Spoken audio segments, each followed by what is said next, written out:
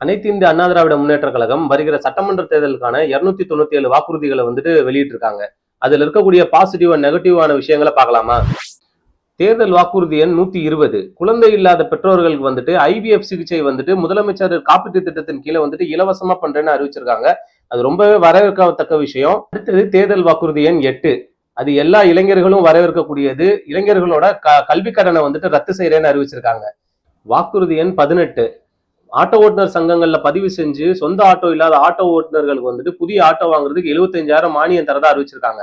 இது ஒரு வகையில பார்க்கும்போது நல்லதா இருந்தாலும் வாக்குறுதி எண் 3ல மாநகர பேருந்துகள்ல ஆண்களுக்கும் இலவசம்னு அறிவிச்சதுனால ஆட்டோல பயணிக்கிறவங்களோட எண்ணிக்கை மிகவும் கணிசமா குறைஞ்சிரும். அதனால ஆட்டோ ஓட்டுநர்களோட வாழ்வாதாரம் மிகவும் பாதிக்கப்படும். இப்ப ஆட்டோவுக்கு மானியம் கொடுக்கறதுனால அவங்களுக்கு பெருசா எந்த ஒரு பலனும் இருக்காது அப்படின்றது என்னோட கருத்து. உங்களோட கருத்து என்னன்றதை நீங்க கமெண்ட் செக்ஷன்ல சொல்லுங்க. மேலும் இது போன்ற வீடியோக்களுக்கு என்னோட சேனலை மறக்காம சப்ஸ்கிரைப் பண்ணுங்க.